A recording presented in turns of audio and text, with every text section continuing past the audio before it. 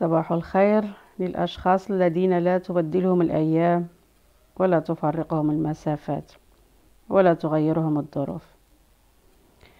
من الأمور التي يندم عليها الإنسان آخر حياته أنه بذل جل جهده في تطوير علاقته بالناس ونسي الله. لا تنتظر شيئا يقدم لكم أحد من الناس، انتظروا هبات الله بدون توصيف أو تحديد. عندما يقدر الله العطاء لكم سيأتيكم دون أن تشغلوا عقولكم بالوسيلة التي ستحمله إليكم. قال: الله معي وسيغمرني بما يسرني من حيث لا أحتسب. لا تعاتب الآخرين كثيرا.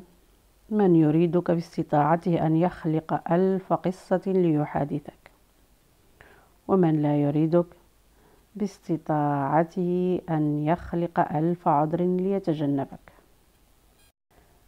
علمتني الحياة أن أتمنى الخير للجميع دون استثناء، فسعادة الآخرين لن تأخذ من سعادتي، وغناهم لن ينقص من رزقي، وصمتهم لن تسلبني عافيتي. فأسأل الله العلي العظيم أن يجعلني وإياكم من السعداء في الدنيا والآخرة. لا تحزن إذا شعرت بكثرة الضغوط في حياتك، فاعلم أن الله سيخرج أجمل ما فيك بعد أن يختبر صبرك. اللهم زدنا رضا وإيمانا بقضائك وقدرك، والصلاة والسلام على رسول الله.